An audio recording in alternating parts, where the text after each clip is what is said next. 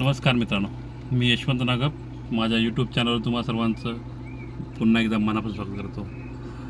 आज व्हिडिओ बनवायचं असं कारण की आज मला जायचं आहे माझ्या गावात. धरण झालं, पूर्ण एकदा धरण दाखवायचं आहे मला. पाणी कुठे कुठे आहे आणि पूर्ण वरतीपर्यंत लास्टच्या टोकापर्यंत जाणार आहे मी पाणी बघायला किती आहे, कुठं आहे ते. काही काही लोकांचे कमेंट आहेत की तुमच्या धरणाच्या वरती माणसं हे किती आहेत, घरं किती राहिले आहेत वरती पाण्याच्या बाहेर. तर एकही घरं धरणाच्या पाण्याच्या बाहेर नाही आहे आणि आपण ते बघूया. काय व्हिडिओ शेवटपर्यंत नक्की पहा. तुम्हाला व्हिडिओ आवडत असतील तर लाईक करा, शेअर करा, कमेंट करा, सबस्क्राईब करा आणि व्हिडिओ शेवटपर्यंत पहा. चला.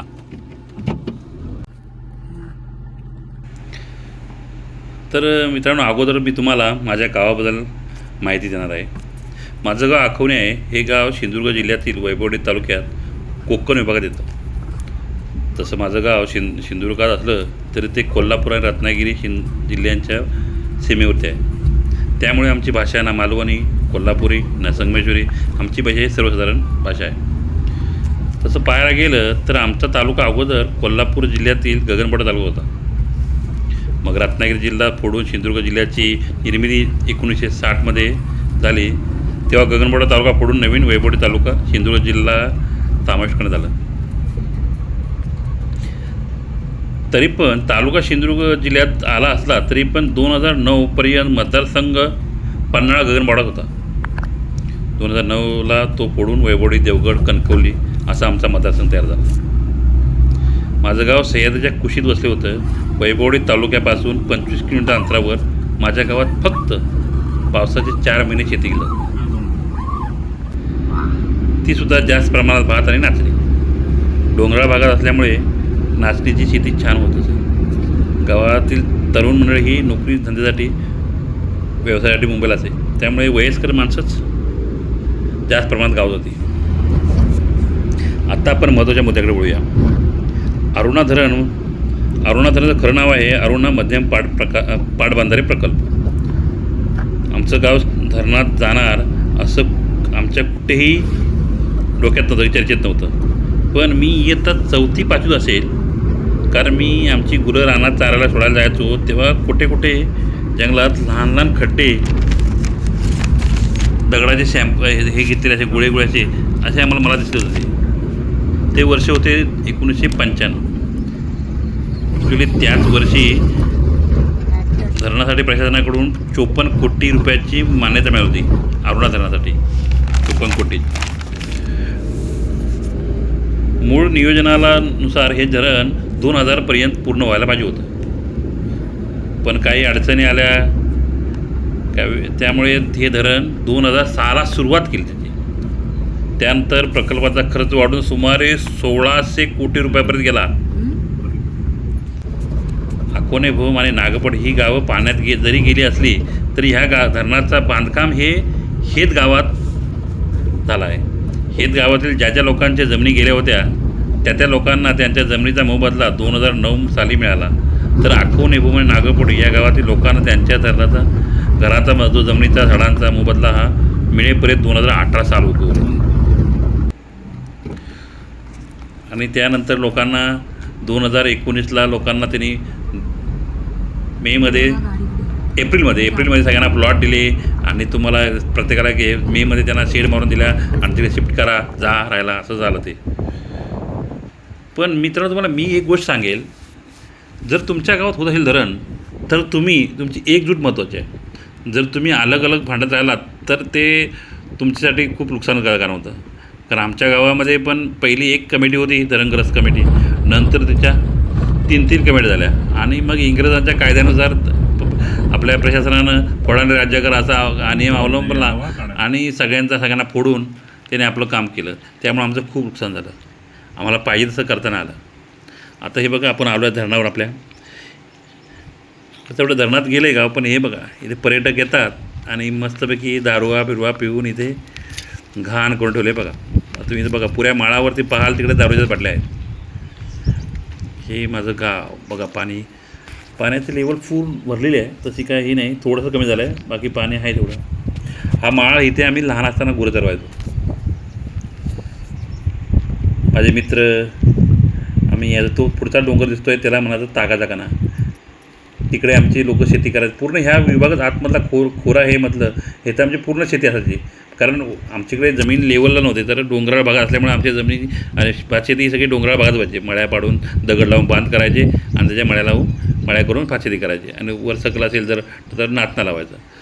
आता हे झाडं इथे आम्ही लहान असताना नाचना करायचं. इथं आम्ही एक वर्षी नाचना पण केला होता ह्या माळावरती आम्ही.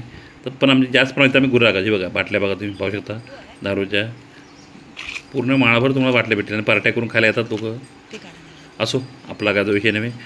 तर हे झाड दिसतं हे तुम्हाला ह्याला कुसमी झाड होतं. ह्या झाडाखाली बसून पण आम्ही मस्तपैकी गुरं बघत राहायचं, गुरं चरताना, आणि ह्या झाडाखाली बसून मस्ती करता यायचो आम्ही. ह्या माळाला म्हणतात वडाचा माळ. हे बघा तुम्हाला लांब लांबपर्यंत बाटल्या दिसत बघा. असो. आणि हे बघा धरण आपलं 2 दरवाजाचं धरण. आता आपण खाली उतरूया, खाली जाऊया आणि आपण धरणाला जवळून पाहूया दरवाजे कसे आहेत ते. तर मी आणि माझी मिसेस दोघंजण आम्ही गेलो होतो. त्यामुळे काही वेळ माझ्या मिसेसने कॅमेरा पकडून माझं शूटिंग केलं. बघा हे बघा तो समोरचा माळा दिसतो आहे, त्याला कोतीरखाना म्हणतात, सॉरी तागाचा खाना म्हणतात. तिथे पण आमची शेती होती, त्या तिकडे पण इकडे पण. ती बघा हा तागाचा खाना. ते तर आता माझी मिसेस शूटिंग करते माझी जरा खालती. या खालती आपण धरणाचे दरवाजे बघूया. तर मी तुम्हाला मगाशी मित्र सांगत होतो की तुम्ही एकजूट ठेवाल तरच तुम्हाला पाहिजे तसं करून घ्याल. जर तुम्ही अलग अलग जर तुमच्या गावात हे पडलेत, मग सगळ्यांचं तुम्ही छोटं कधी कमीपणा घ्या, कधी काय करा, पण एकजूट तुम्ही फोडू नका, तरच तुमचा फायदा होईल. आम्ही खूप नुकसान करून घेतलं आमचं. कारण आता जे आमच्या धरण झालं आहे ना, आता कालवे जातात, त्या कालव्याच्या जमिनीचे पैसे हे खूप पटीने जास्त झाले दिलेत. आणि आमचं घरं जाऊन आम्हाला एवढे पैसे मिळाले नाही. आम्हाला मिनिमम पैसा मिळाला त्यात घर पण आमचं झालं नाही. लोकांना वाटतं की यांना किती पैसे मिळाले आणि काय मिळाले या लोकांना, पण तसं नाही मित्रांनो. फक्त घर बांधण्यापुरतंच पाहिजे. आता काय लोकांचे पैसे संपले बिचारे, काय बोलणार आता तिथे शेती करायला जागा पण नाही. इथे पहिली आम्ही भात जरी बनवून खाल्लं, घरात काय नसलं तरी शेती जरी होती की भात पेकू शकत होतो. आता काय येत नाही. बघा इकडे लोक पार्ट्यात मस्त चुली मांडले आहेत जेवण करायला. तर हे एक वडाचं झाड आहे. आता आपण पहिला तो हे बघूया, धरणाचा गेट बघू. ते बघा 2 दरवाजे आहेत धरणाला. या आता बंद आहे ते, आणि पाण्याची लेवलला आहे पाणी. पाऊस अजून काय सुरुवात झालेली नाही आहे, त्यामुळं पाणी लेवललाच आहे. ही भिंत बघा पूर्ण, ही भिंत ही पूर्ण हेत गावामध्ये होती. ही पूर्ण भिंत तिकडेपासून इकडे सगळी हेत गावामध्ये. आणि आमचं गाव हे ह्या डोंगराच्या तिथे आतमध्ये तिथं होतं. आता तुम्हाला तिकडे मी मला वाटतं कोल्हापूर साईडचा माणूस आहे, त्यानं जमीन घेऊन रिसॉर्ट बांधायचा प्रयत्न केला. रिसॉर्ट बांधतो आहे ते तुम्हाला दाखवतो मी.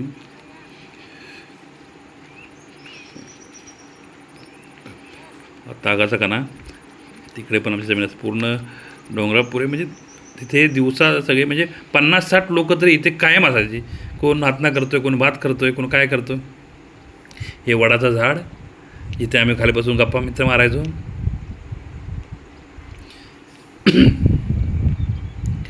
खूप ते बघा समोर बघा, एका कोल्हापूरच्या माणसानं रिसॉर्ट बांधतो आहे तिकडे. तिकडून ॲक्च्युली तो रस्ता त्यापासून रस्ता आहे तो मोंदे गावाला जातो तिकडून. आणि आपण ह्या अपोजिट साईडला आहे. लास्ट टाईमला मी शूटिंग केली होती तिकडून गेली होती. आता बघा हे मगाशी आपण बघतो कोसमीचं झाड. या झाडाकडे आम्ही मित्र बसून गप्पा मारायचो, गुरं चरायची आणि आम्ही इथे बसून मस्ती करायचो. ते आम्ही शाळेत असेल मराठी आहेत. आता आपण आलो आहे तागाच्या कानावर, समोर दिसला डोंगर ना, त्या डोंगरावरती आलो आहे. आणि हे बघा झाड जेवढं ह्याच्यात आमचं ह्या पूर्ण या पाण्याच्या इथे खाली पूर्ण आमचं गाव आहे. वाडी घर सगळं येतं खालती. समोर डोंगर तो तागाचा खाना. आणि ती भूमातील लोकांनी आपली घरं आपल्या उरल्या जमिनीत बांधली आहेत.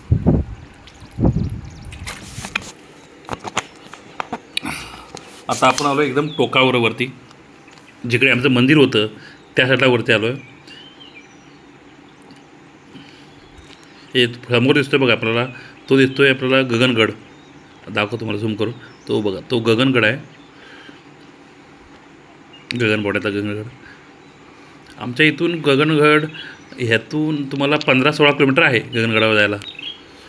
हे बघा, ह्याचं लाचट होती आमची देवाळी डोंगर सह्याद्रीचं.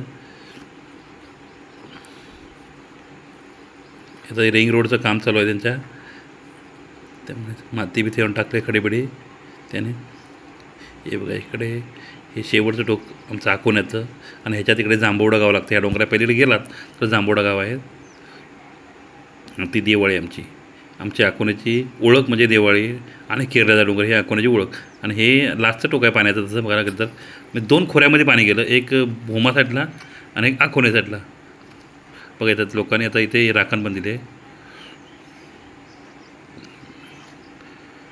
हा अकोण्यातल्या खोरीत गेलं पाणी, आणि त्या साईडला गेलं ते भोमा साईडला आतमध्ये गेले पाणी. असं 2, आणि मध्ये ह्या डोंगर राहायला ह्याला तागाचा काना असं म्हणतात. सॉरी, कोत्रीकाना असं म्हणतात. त्या डोंगराला कोत्रीकाना होतं. बघा किती जलाशय पाणी. आणि ह्या पूर्ण पाण्याच्या आतमध्ये पूर्ण 2 गावं असलेली आहेत. पूर्ण अकोणे भोम, फक्त अकोणे भोम यामध्ये एक नदी होती, तिकडे भोम इकडे अकोणे असंच गाव होतं. म्हणजे जवळजवळ पाणी आम्ही एकाच विहिरीवर प्यायचो, एकाच विहिरीचं पाणी प्यायचो. काय करावं, गाव एकदम जवळ होतं. आणि एक ग्रुप ग्रामपंचायत एक असल्यामुळे ते अकोणे भोम नावच असं राहिलं. तो बघा समोर असायचा तो रिंग रोड आहे, तो आता नवीन बनतो आहे धरणाच्या बाजूने फिरण्यासाठी. तिकडे आमच्या खूप जमिनी आहेत सगळ्या, अजून लोकांच्या उर्वरित जमिनीवरती सगळ्या आहेत. पण काय झालं, आमच्या एकाच जमिनीत 50-50 म्हणजे पुरी भावकीच आहे. ते फोड केलीच नसल्यामुळं जमिनीकडे लक्ष देत नाही कोण.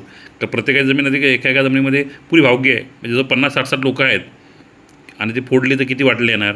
लोक लक्ष देत नाही तिकडे. सॉरी, तेव्हा त्या साईडला भोम, या साईडला अकोण्याचं होतं. हे जिकडे जेव्हा येतो आपण तेव्हा ह्या मातीतून पाय काढायला हे येतं की आपले पूर्वज इथं आलं. असं वाटतं की ह्या हवेत, ह्या वाऱ्यात आपले पूर्वज आपल्याजवळ येतात असं वाटतं. जरा तुम्ही बसाल तेव्हा वाटतं. ह्या मातीतून पाय निघत नाही. स्टॉप घे, बंद करत परत चालू कर. अंतस्करण दाटून येतं इथं आल्यावरती.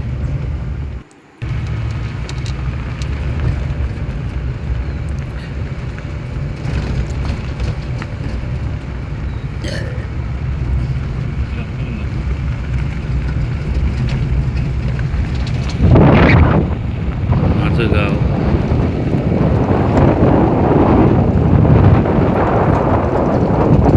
हा रिंग रोड. आता पण काय काय ठिकाणी चांगला बनला तर काय काय ठिकाणी खराब अजून आहे. अकोणे भोम आणि नागपोड्याचं गाव या धरणात गेलं. कारण अकोणे एकच गाव होतं, पण मसूल गाव 2 नागपोडे हा त्या अकोणे गावाचं एक मोठं गाव होतं. मसूल गाव नागपोडे होतं, तर अकोणे नागपोडे. आता आमच्या आजोबानं पंजोबाने एक दगड गोळा करून मळ्या बांधल्या होत्या. माझे नातू शेती करून खाते. आता त्यांचे नातू सगळे मुंबईला, आणि त्या आता त्या रंग गेल्यामुळे ते जमीन अशी पडून गेली. शेतीचा लोकांनी सोडून दिली आता करायची. पण आमच्या आजोबा पंजोबांनी बिचारे बिना कमी असताना पण ते दगड लावून मेहनत करून एक दगड लावून बांध डोंगराला हे करून बांध लावून मळ्या गेल्या. काय खरं म्हणजे शेती सोडतं कामा नाही, शेती थोडी केली पाहिजे. आमचा कोकणातील बहुतेक माणूस मुंबईला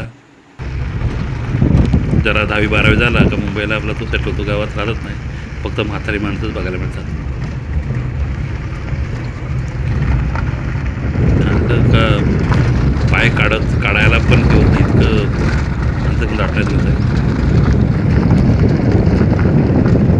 की आता आपलं पुन्हा कधी दिसणार नाही.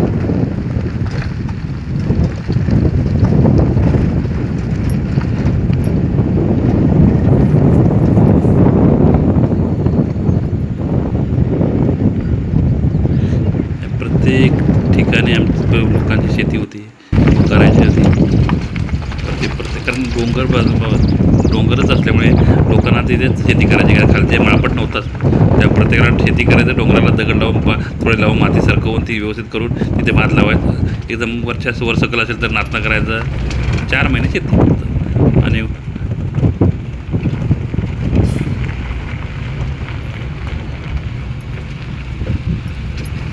तुम्ही जर इकडे यायचं असेल तुम्हाला, तर तुम्हाला गगनबावड्यावरून 15 किलोमीटर आणि वैभववाडीवरून 25 किलोमीटर अंतर आहे.